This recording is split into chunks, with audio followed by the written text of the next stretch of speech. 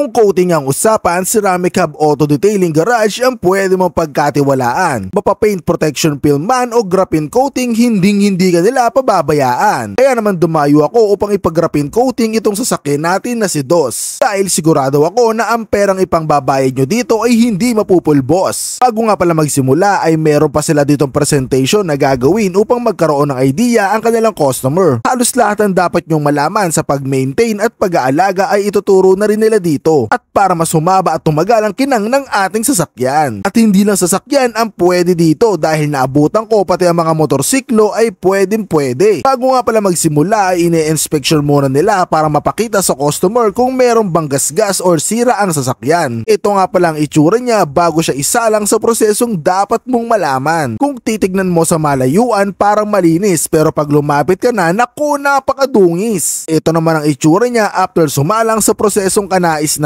Grabe sa kinang at kinis. Dito lang pala ito located sa 420R Cristobal Street, Sampaloc, Manila. Para di ka maligaw, i-waste mo na lang ang Ceramic Hub Auto Detailing Garage. Trusted nga pala sila simula 2018 pa, kaya naman kung naghahanap ka ng quality at mapagkakatiwalaan, tara sumubo ka na. Open nga pala sila from 8 AM at ang cut-off nila is 4 PM. Para sa buong information at process na ginawa, panoorin mo ng buo ang video na ito. So welcome back sa inyo mga kaibigan, at ngayong araw nakahanap tayo mga kaibigan ng isang auto detailing shop na nag-o-offer ng high quality mga kaibigan na services mga kaibigan. So ngayon nandito yung ating sasakyan na si DOS. So ang gagawin ngayong araw mga kaibigan is mag-a-avail tayo ng graphene coating. So dito mga kaibigan, pagpasok ko pa lang at pagdating ko pa lang, very accommodating yung mga staff dito mga kaibigan. At bukod doon, tinuturing nila mga kaibigan na sarili nilang sasakyan yung kanilang nililinisan dito mga kaibigan. So nakikita nyo ngayon, so ito yung pangatlong wash na ni DOS mga kaibigan. And after that is i-coating na natin siya mga kaibigan, which is yung graphene coating na. So papakita ko sa inyo yung step by step kung paano nyo nga ba sila ginagawa dito. At syempre kung magkano yung price range at possible na mag-avail kayo mga kaibigan. So kung malapit lang kayo rito, ito nga pala yung kanilang location, nasa itaas ng ulo ko. So pwede nyo po yung i-waste para makapunta po kayo dito. So tara, silipin na natin. So ngayong araw po na to sir, ang una namin ginagawa sa ating mga kotse is what we call decontamination wash. Iba ito sa simpleng car wash dahil lahat ng dumi na hindi kaya ng simpleng car wash, dito tinatanggal. Gumagamit kami ng mga chemicals or materials na kagaya po ang clay bar para matanggal yung gaspang ng pintura, mga watermarks, mga asfalto, yung mga libag, ang tawag po namin doon is grimes, yung mga dumi sa singit-singit, dito muna natin siya tinatanggal. So after nitong decontamination wash, magpo-proceed na tayo sa paint correction. Ito na yung tinatawag na buffing. So as of now, sir, tayo po ay nagsisimula na mag-paint correction or yung tinatawag na detailing. So tinatanggal natin dito yung mga hairline scratches, swirl marks, at yung mga light scratch ng ating kotse para mas lumabas palalo yung kintab ng kotse natin at mas lalong ma-improve pa po siya. So advantage pagka brand new yung cars, well, hindi natin kailangan isobra-sobra yung buffing para hindi kaagad ma-compromise or numimpis yung pintura natin. Ang tawag po namin sa ganong proseso is new vehicle polish. So dito talaga medyo matagal yung proseso kasi more on preparation talaga tayo. Open kami sa lahat po ng vehicles natin. We accommodate cars, motorcycles, even e-bikes po. Meron din kami mga na-accommodate. So if ever po interested tayo, message lang kayo sa Facebook page natin. So sir, parang sinasuggest niyo sir na mas maganda naka-schedule. Yes sir. We highly recommend naka-schedule po tayo para mas ma-accommodate po namin kayo. Kasi pagka walk-in, there's a 50-50 chances po na hindi po namin ma-accommodate yung mga client sa dami po ng clients na gusto rin magpapagawa. Ayan. Tapos, ang starting ng open natin dito, sir, 8 o'clock in the morning. At ang ating cut-off po is around 4 o'clock. So, lahat po ng mga nakapasok po nun, pwede pa rin po namin siya mapa. Tapos, sir, sa mga magpapa-reserve, may mga reservation fee lang. Yes. Pag sa motorcycle, ang reservation fee lang natin is 500 pesos. You can send it via cash, GCash, or bank transfer po. Sa kotse naman po is 1,000 pesos naman. Mas maganda rin sir na makapunta sila sa tamang oras para yung waiting time nila na iaalat mas maikli compare pag na-late sila. Yes sir. Yun lang po yung pinaka-recommended natin. Kung ano po yung napinilang oras, mas maganda pupuntahan nila. Kasi po pag medyo nalilate ng konti, okay lang naman, we will accommodate pa rin po. Pero yung pag-wait po nila, mas magiging matagal. Ayan. Pero matatapos naman po siya within the day. So mga kaibigan, kung sakali magpapa-schedule kayo, mas maganda sa sinet nyong oras, mas maaga kayo ng konti. No? Para mas better yung waiting time natin, hindi ganun katagal. So visit lang kayo rito sa Ceramic Hub mga kaibigan. So very accommodating naman sila sa solusyon. At wala naman tayo nagiging problema rito mga kaibigan kasi lahat dito is treated equally mga kaibigan. So sobrang ganda katulad nito, may another service dito, PCX. So anong in-avail na? Ito sir, si client siya ay nakaschedule for graphene coating. So as of now, ganun din, preparation muna tayo prior to coating. So we do decontamination wash first para after nyan, detailing tayo and then after that, saka tayo maglalagay ng coating. So yan, kagaya po nito, medyo bad condition yung paint po niya. Daming acid rain sir. Daming acid rain, marami po tayong swirl marks, hairline scratches. So yun yung mga nire-remove. So as of now sir, after the detailing, tayo po ay magpa-final car wash ulit dahil may mga residue from our buffing machine. Maglilinis muna tayo, matanggal lahat ng mga excess compound sa ating kotse. So after we do drying, so we are now ready to put coating na po. So ito sir, itong coating na to is for the glass and this one's coating for the body. So kung mapapansin nyo po, liquid form siya. Makikita nyo po yung mga crystallization para siyang manipis na glass. So lahat po ng panglabas natin, lalagyan po natin even mags, trimmings. Ito sir yung trimmings natin, yung chromes, headlight, taillight, even grills will be treated by coating. But this one, ito naman po yung for the glass po namin. So hydrophobic po lahat. So let's see later on, mamaya after natin siyang lagyan ng coating, magkakaroon tayo ng drying time at check natin yung improvements sir pagka may treated na siya ng coating. So as of now, we are now ready to put graphene coating na po.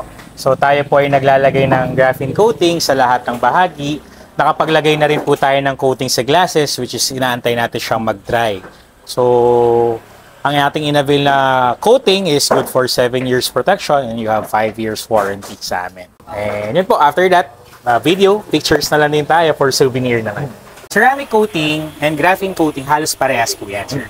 Ang pinagkaiba po nito, yung mismong material natin. Ceramic coating kasi, it's an old technology na nilalagay namin dati sa mga kotse at motorcycles. But this time kasi, ang ating technology ay mas lalong gumaganda. So, graphene ay mas matibay compare kay ceramic coating. While on the other hand po, yung paint protection film or PPF, mas durable pa po lalo yun compare kay mga coatings natin. Kasi po, yung film po natin, plastic po siya na nilalagay. So, mas matibay siya compare kay ceramic coating. Si coating kasi, liquid form siya, na kapag pinahid, natutuyo, nagiging manipis po siya na glass. So, the difference of these two, the coating and the PPF, well, parehas sila protection. But when it comes sa mga scratch resistance po, well, ang PPF po talaga magkakaroon tayo ng peace of mind. Pero parehas po yun, okay, as long as you do the proper maintenance, which is tinuturo natin dito sa shop po. Iba po kasi ang perspective ng mga clients natin. But the best thing, para i-treat talaga natin yung kotse natin or motorcycle natin na magpa-coating is brand new talaga. Yun nga lang, kasi sa ibang part ng mga ibang clients, hindi nila na-appreciate po yun. Kasi yung kotse, brand new, makintab. Kaya parang walang sisa yung coating. Pero hindi nila alam, meron palang purpose kahit brand new yung coating natin. Kasi ang kagandahan po kapag brand new, wala pa tayo masyadong mga habuling gasgas, wala pa masyadong mga damage. Di kaya pagka mga old cars, well, kagandahan naman po doon, mas ma-appreciate nyo rin. Kasi we have before and after eh. Yun nga lang, we explain very well pagdating po sa mga condition ng car nila kasi may mga part po talaga na hindi nakakayanin ng buffing kasi maaaring malalalim na yung gasgas, may tungkab. So kapag brand new, well, okay po yun. Yun nga lang, hindi natin masyadong ma-appreciate. Pero pagka on the longest run, mas lalo natin ma-appreciate ang coating kasi ang purpose ng coating is to protect the paint. Eh. Si coating natin, same din, iwasan niyang mag-fade yung paint natin with proper maintenance po siya. Ganun din po ang ating old cars. Makikita nyo rin yung pagbabago. Yun nga lang, hindi nga lang halos 100% perfect na ibibigay namin sa mga brand new cars. Well, dito sa shop namin, meron kaming 3 packages na ino-offer sa coating. Meron kaming good for 1 year, good for 5 years, and good for 7 years. So, packages po natin na yun, lahat po yun ay magaganda. With proper maintenance po dapat. Kasi po, ang coating natin, matatanggal lang pag pinabuffing natin siya. Which is, yun yung bawal natin gagawin once na-treated na yung kotse natin. Ang kaibahan lang po, yung years of protection, mas magiging effective yung coating natin pagka mas lalong maganda. yung nilalagay natin. Pero kasi hindi naman po sa lahat ng pagkakataon afford nila yung pinakamahal nating coating. So pinapaliwanag po namin yan na wala po yan sa coating. Nasa pag-aalaga pa rin po siya. And when it comes to reapplication, hindi po namin basta-basta nire-required kayo mag-pre-apply. Kasi dito sa shop po, pag nagpagawa tayo, meron tayong maintenance na ginagawa every 6 months. So, depende po na lang po yun kung kailangan ba siyang i-reapplication or kailangan lang tanggalin yung dumi na nakakasagabal sa coating natin. Parehas po yun maganda. Yung PPF, yung coating, protection yan parehas. Ang pinagkaiba po nun ay si coating, hindi po siya scratch-proof. There's a possibility pa rin magasgasan yung paint natin, lalo na kapag mali po yung practice sa paglilinis ng ating kotse. On the other hand, si PPF, still, hindi rin namin ito kiniklaim na scratch-proof. There's a tendency magasgasan pa rin, lalo na kapag sharp yung object na tumama. Pero when it comes sa mga swirl marks, hairline scratches, yung mga light scratch po, mas panatag tayo when it comes sa PPF. Yun nga lang, when it comes sa price range, malayo po talaga si coating at si PPF. Kaya, depende kay client at depende po kung paano nyo po na aalagaan yung kanyang unit. Ito ay optional. Kasi may mga clients kami na hindi afford pa ang PPF. Inuna muna nila yung coating. So, some other time, may konti ng budget para magpa-PPF, pwede naman.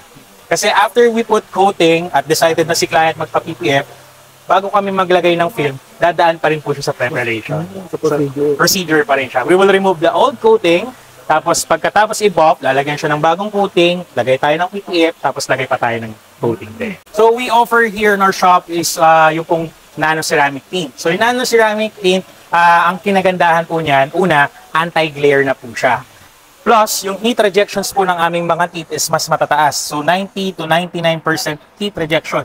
Medyo mababa yung kanilang heat rejection. So for example, nakatin tayo ng ordinary tint, pagpasok natin, sobrang init. Nararamdaman po natin yung init. Di gaya po pagka mga nano-ceramic tints po tayo, well, hindi na natin gaano ramdam yung init pagpasok mismo sa ating kotse once na katanghaliang araw. So guys, iniimbitahan namin kayo dito sa shop namin, Ceramic Hub. Meron kaming in-offer na coating and PPF. So para po sa coating, naka-promo tayo ngayon. So meron tayong 9,999, good for 3 years protection. 11,999, good for 5 years protection. At meron tayong 12,999, good for 7 years protection. Kapag ka po gusto naman po natin ay PPF naman, ang aming starting is 105,000 pesos. So nag-accept kami ng cash, GCash, bank transfer, or pwede rin po credit card. So meron kaming installment up to 12 months. So kung gusto nyo po magpa-treat ng coating sa ating kotse, PPF, will gladly assist nyo po. So usually, pagka graphene coating po ang ating inavail, una, depende po ito sa kondisyon ng kotse. So nagre-range po yan ng 6 to 7 hours kapag sobrang bad yung condition ng paint po natin. At kapag ka naman po PPF ang ating inavail, it takes days. Matagal po ang magiging proseso natin. Kasi po sa PPF installation, may mga binabaklas tayo. So para paglagay natin ng film, seamless po siya. So do not worry about sa baklasan like handles at side mirror kasi we are very professional about sa mga installations at pagbabaklas. So wala naman po magiging problema po. Kapag po nag-avail po kayo ng graphene coating sa amin, mangyayari po dyan, meron na tayong 6 months maintenance. So as long as naging kliyente po namin, kayo po ay lagi namin nire-required na magpa-maintenance. Pero sa maintenance po sa coating kasi, may bayad siya. So nagre-range po yan ng 8,000 to 3,500, depende po sa service ng ating gagawin. Di gaya pagka naka-PPF po tayo, dun po sa binayaran natin ng 105,000, included na po yun. Libre na po yung maintenance natin. Kinakailangan nyo lang bumalik dito sa shop at magpapa-clean ulit ng PPF natin. Kasi po, yung coating at yung PPF po natin, hindi po ito one-time solution.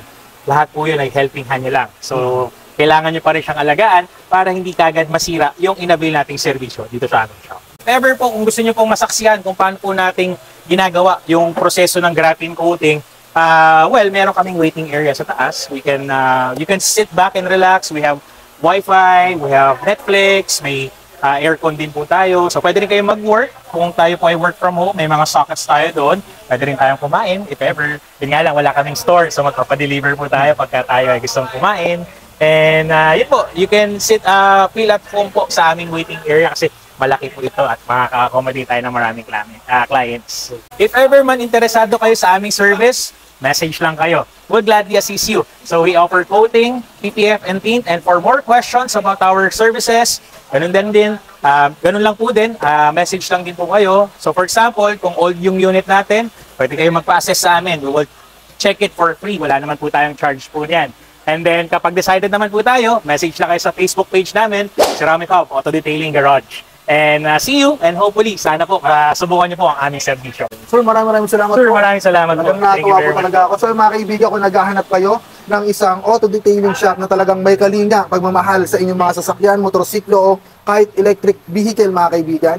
Pwede nyong puntahan or I highly suggest na mag-visit kayo rito sa Ceramic Hub, mga kaibigan, dahil talaga namang kitang-kita ko, kahit wala yung ating mismong owner, talagang bantay sarado pa rin, mga kaibigan. Yung mismong staff, kung paano linisin, talagang ramdam na ramdam mo na parang sa kanila yung mismong sasakyan o kahit anumang vehicle yung nililinisan nila, mga kaibigan. So sa mga interesado pumunta, huwag na kayo magkatubili. Ito nga pala yung kanilang location, nasa itaas ng ulo ko. Pwede kayong bumisita rito para makapag-schedule kayo, mga kaibigan. So kailangan maganda schedule, sir, tama? Yes, sir. Pinaka-the best po natin is magme-message po tayo sa Facebook, Instagram, para mas ma-accommodate po namin kayo. Kasi po, there's a 50-50 chances na pwede namin kayo ma-accommodate or hindi once na tayo po nandito at dumirekta. So di kaya pag nakaschedule tayo, kayo po yung taong inaasahan po namin. Para hindi sayang yung punta, sir. Yes, sir. Yun po yung pinaka natin. So na, mga kaibigan, maraming salamat sa panonood. Nakita nyo naman kung gaano kaganda yung before and after ng ating brand new na Toyota Veloz, mga kaibigan, na pinaganda pa ng Ceramic Hub, mga kaibigan. So yun lang, kung interesado ka, huwag ka na magpatumpik-tumpik pa, dumayo, bumisita ka na. Hanggang dito na lang, 2 rounds, we're up, see you on the next video, let's go!